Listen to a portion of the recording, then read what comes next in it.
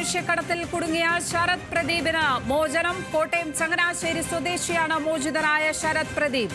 ശരത്തിന്റെയും സുഹൃത്തുക്കളുടെയും ദുരവസ്ഥ പുറത്തു കൊണ്ടുവന്നത് ന്യൂസ് മലയാളം. ശരത് തായ്ലൻഡിലെത്തിയെന്ന് സ്ഥിരീകരിച്ചിരിക്കുകയാണ് കൊടിക്കുന്നിൽ സുരേഷ് MP.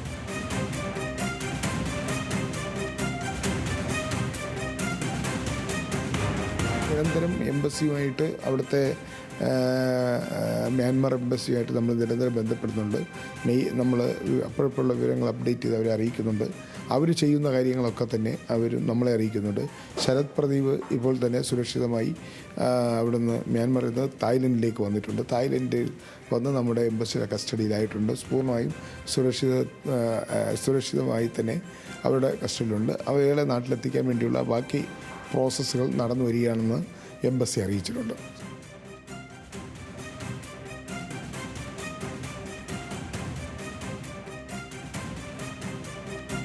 ശരത്തിന്റെ ശബ്ദ സന്ദേശത്തിലൂടെയാണ് 40ഓളം ഇന്ത്യക്കാർ മ്യാൻമറിൽ കുടുങ്ങിക്കിടക്കുന്നു എന്ന വിവരം ന്യൂസ് മലയാളം പുറത്തുവിടുന്നത്. ആ ശബ്ദ സന്ദേശം ഒരിക്കൽ കൂടി സംപ്രേഷണം ചെയ്യുകയാണ്. ഇതെല്ലാം പറഞ്ഞ് നമ്മളോട് ജോലിയെല്ലാം നല്ല ജോലിയാണ്, ഒന്നുകൊണ്ട് പേടിക്കേണ്ട, സൂപ്പർ മാർക്കറ്റിലെ വർക്കാണെന്നൊക്കെ പറഞ്ഞ് നമ്മുടെ ഫ്രണ്ട് ഇട്ടത്. എൻ്റെ ഒരു കൂട്ടുകാരനുണ്ട്, ഞങ്ങൾ രണ്ടും കയറി വന്നത്. അവൻ്റെ ഒരു ഫ്രണ്ട് വഴിയാണ് നമ്മളിങ്ങോട്ട് കയറി വന്നത്. ഇവിടെ വന്നപ്പോൾ ഇവിടെ ആകെപ്പാടെ പെട്ട അവസ്ഥയാണ്. ഇവിടെ മറ്റേ സ്കാമിങ് പരിപാടിയാണ്.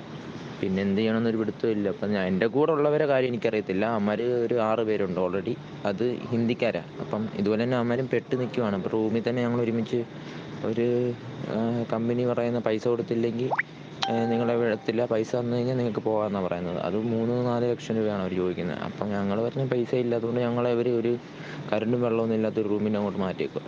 ഇവിടെ ഇങ്ങനെ വന്ന് പെട്ട് കിടക്കും. ഇവിടെ മറ്റേ സ്കാമിങ് തട്ടിപ്പിരിവാണ് പരിപാടി. നമ്മളോട് ഇതൊന്നും പറയാതെ നമ്മളോട് സൂപ്പർ മാർക്കറ്റ് വർക്കാണെന്ന് പറഞ്ഞ് നമ്മൾ കയറി വന്നു. നമ്മളെ വിട്ടത് ഇതുപോലെ എൻ്റെ കൂട്ടുകാരൻ്റെ ഫ്രണ്ട് വഴിയാണ് നമ്മളോട് കയറി വന്നത്.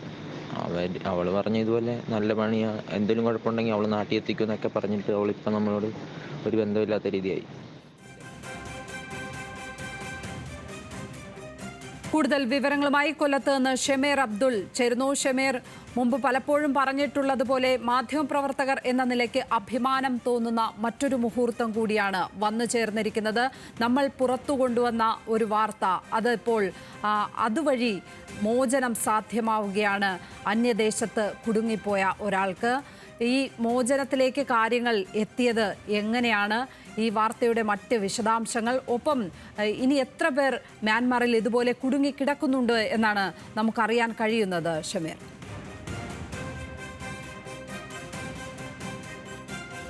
ലക്ഷ്മി പത്മ, നവംബർ 5-ാം തീയതിയാണ് ഇതുമായി ബന്ധപ്പെട്ടുള്ള വാർത്ത ന്യൂസ് മലയാളം പുറത്തു കൊണ്ടുവരുന്നത്. അതിനുശേഷം നമ്മൾ കൊടിക്കുന്നിൽ സുരേഷ് MPയുമായി പ്രതികരണം തേടുകയും ചെയ്തിരുന്നു. അദ്ദേഹം പറഞ്ഞത് ഇവരെ വളരെ വേഗം ഇവിടെ എത്തിക്കാനായുള്ള ശ്രമം നടത്തുമെന്നാണ്.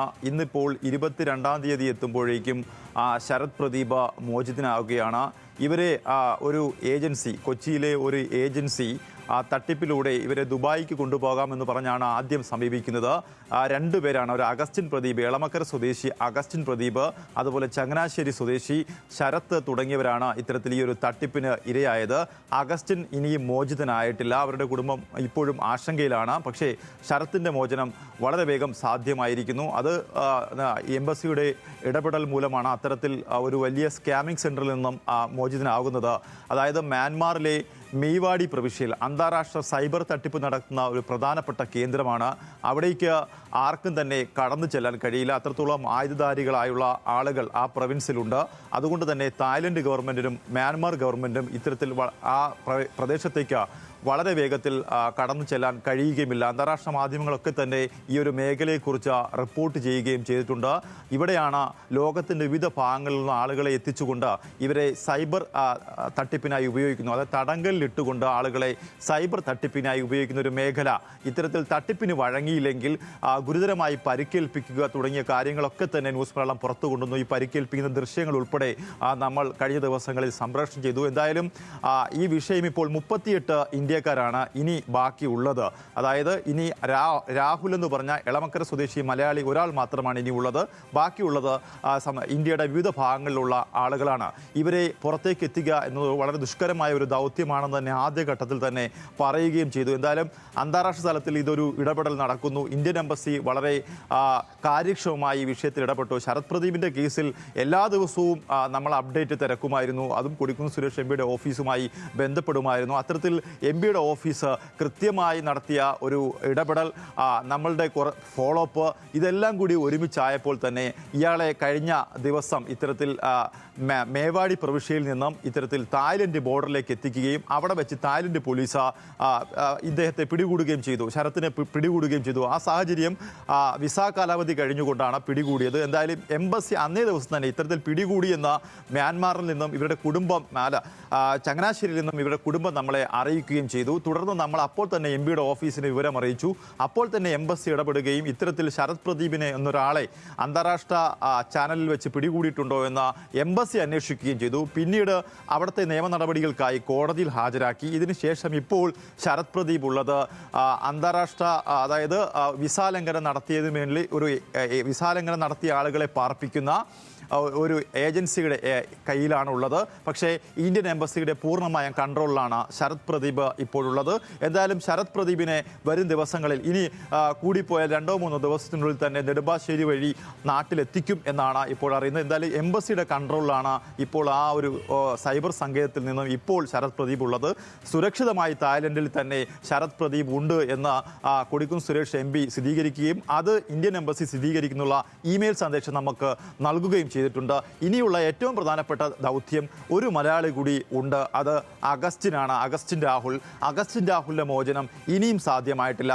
അതിനുള്ള ഒരു ഫോളോ അപ്പിലാണ് നമ്മളുള്ളത്. അത് ഹൈബി ഈഡൻ എം പിയുടെ ഓഫീസാണ് അതുമായി ബന്ധപ്പെട്ടുള്ള ഇടപെടൽ നടത്തുകയും ചെയ്തത്. എന്തായാലും ഈ കേസുമായി ബന്ധപ്പെട്ട് ഒരാളെ മലപ്പുറത്ത് അറസ്റ്റ് ചെയ്യുകയും ചെയ്തു. അത് ന്യൂസ് മലയാളത്തിൻ്റെ വാർത്ത സഫ്ന എന്ന യുവതിയെ അറസ്റ്റ് ചെയ്യുകയും ചെയ്തു. ന്യൂസ് മലയാളത്തിൻ്റെ വാർത്തയെ തുടർന്നാണ് സഫ്ന അറസ്റ്റിലാകുന്നത്. ഇനിയുള്ളത് മെറിനാണ്, കൊച്ചി സ്വദേശി മെറിനാണ് ഈ കേസിൽ 2 പേരെയും ഇത്തരത്തിൽ ഇവിടേക്ക് കൊണ്ടുപോയിരിക്കുന്നത്. പക്ഷേ മെറിനെ ചോദ്യം ചെയ്ത് വിട്ടയക്കുക എന്നൊരു കാര്യം മാത്രമാണ് പോലീസ് നടത്തിയിട്ടുള്ളത്. എന്തായാലും കൊച്ചി DCP ഇതുമായി ബന്ധപ്പെട്ട് ഇവരെ കടത്തിയതുമായി ബന്ധപ്പെട്ട് തായ്ലൻഡിലുള്ള ഈ ഏജന്റുമായി, മാഡം എന്ന് പറയുന്ന, ബോസ് എന്ന് പറയുന്ന ഒരു ഏജന്റുമായി ചാറ്റ് ചെയ്തിരുന്നു. ആ ചാറ്റിംഗ് വിശദാംശങ്ങളൊക്കെ തന്നെ പുറത്തു വിടും എന്ന് അവർ പോലീസ് നമ്മളെ അറിയിച്ചിട്ടുണ്ട്.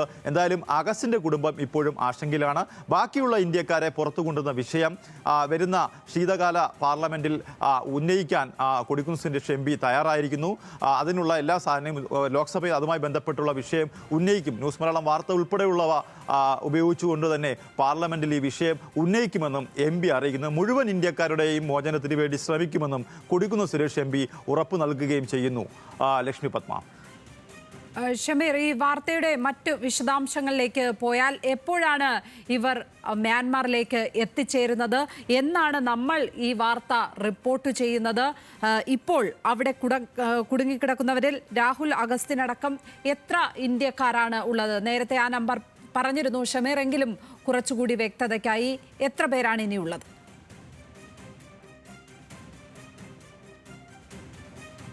38 ഇന്ത്യക്കാരാണ് ഇനി ഈ പ്രദേശത്ത് കുടുങ്ങിക്കിടക്കുന്നതിൽ ഏറ്റവും വലുത് ലക്ഷ്മി പത്മ. ഇപ്പോഴും ഇത്തരം തട്ടിപ്പുകൾ രാജ്യത്തിൻ്റെ വിവിധ ഭാഗങ്ങളിൽ നടക്കുന്നു എന്ന ഖേദകരമായ കാര്യമാണ് നമുക്ക് പറയേണ്ടത്. അതായത് ഈ സ്കാമിംഗ് സെൻറ്ററിലേക്കുള്ള റിക്രൂട്ട്മെൻറ്റ് ഇപ്പോഴും രാജ്യത്തിൻ്റെ വിവിധ ഭാഗങ്ങളിൽ സാധാരണക്കാർക്ക് തൊഴിൽ ലഭിക്കാത്തതിൻ്റെ പേരിൽ യുവാക്കളെ കടത്തിക്കൊണ്ടു പോകുന്ന സംഭവങ്ങൾ നിരന്തരമായി തുടരുകയാണ്. മ്യാൻമാറിലെ ഇന്ത്യൻ എംബസി ഇതുമായി ബന്ധപ്പെട്ടൊരു സർക്കുലർ തന്നെ പുറപ്പെടുവിച്ചിട്ടുമുണ്ട്. ഇനി ഇവർ എന്നാണ് ഇത്തരത്തിൽ മ്യാൻമാറിലേക്ക്, തായ്ലൻഡിലേക്ക് പോയതെന്നാൽ ഓഗസ്റ്റ് മാസമാണ് ഇവർ നെടുമ്പാശ്ശേരി വിമാനത്താവളം വഴി മ്യാൻമാറിലേക്ക് പോകുന്നത്. തായ്ലൻഡിൽ ഇവർ എത്തുകയും ബാങ്കോക്കിൽ ഇവർ എത്തുകയും ബാങ്കോക്ക് വിമാനത്താവളത്തിൽ നിന്നും ഇവർ ഒരു കാറിൽ സഞ്ചരിക്കുകയും 8 മണിക്കൂറിന് ശേഷം ഇവർ മ്യാൻമാറിൽ എത്തുകയും ചെയ്തു.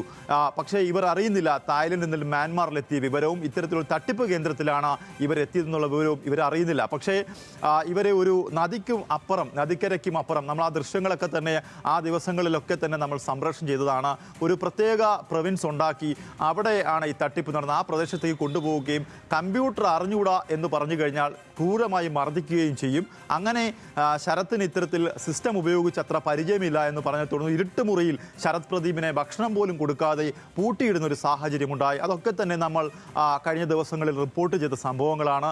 എന്തായാലും ഈ ഒരു പ്രൊവിൻസിൽ അത്ര വേഗം കടന്നു കയറാൻ കഴിയാത്തൊരു സാഹചര്യമുണ്ട്. ഈ ഒരു സാഹചര്യത്തിൽ ശരത് പ്രദീപിന് വേണ്ടി നിരന്തരം നമ്മൾ സംസാരിച്ചു, നമ്മൾ വാർത്ത നൽകി. പക്ഷേ ഇനിയും നമുക്ക് ഇതിൽ ഒരാളെ കൂടി ഇവിടെ എത്തിക്കാനുണ്ട്. അത് മലയാളിയായ അഗസ്റ്റിനെയാണ്. അഗസ്റ്റിൻ്റെ മോചനമാണ് ഇപ്പോഴും ഒരു വൈകലുള്ളത്.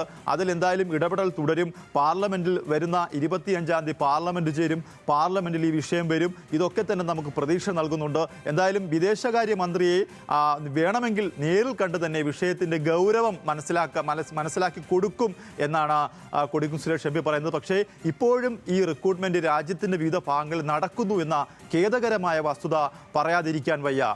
ലക്ഷ്മി പത്മ. തീർച്ചയായും ഒരു മാധ്യമ സ്ഥാപനം എന്ന നിലയിൽ നമ്മൾ നടത്തിയ ഇടപെടൽ അത് ഫലം കാണുന്നത്. മ്യാൻമാർ മനുഷ്യക്കടത്തിൽ ശരത് പ്രദീപ് മോചിതനായി എന്ന് പറയുന്ന ആശ്വാസ വാർത്തയാണ് എത്തുന്നത്. അപ്പോഴും അഗസ്റ്റിൻ രാഹുൽ അടക്കം 38 ഇന്ത്യക്കാർ ഇപ്പോഴും അവിടെ മ്യാൻമാറിൽ കുടുങ്ങിക്കിടക്കുകയാണ്. ശരത് പ്രദീപ് ഇപ്പോൾ ഉള്ളത് തായ്ലൻഡിലാണ് എന്ന് കൊടിക്കുന്നിൽ സുരേഷ് എം പി സ്ഥിരീകരിച്ചിരിക്കുന്നു. ഉടൻ തന്നെ ശരത്തിനെ നാട്ടിലേക്ക് എത്തിക്കുവാനുള്ള നടപടികൾ സ്വീകരിക്കും എന്നും അറിയിച്ചിരിക്കുകയാണ് അദ്ദേഹം. ഇക്കാര്യങ്ങൾ ഇന്ത്യൻ എംബസിയും സ്ഥിരീകരിക്കുന്നുണ്ട്. ഏതായാലും ന്യൂസ് മലയാളം വാർത്ത ഫലം കാണുന്നത്, ന്യൂസ് മലയാളം ബിഗ് ഇമ്പാക്റ്റ് ആണ് നമ്മൾ കാണുന്നത്.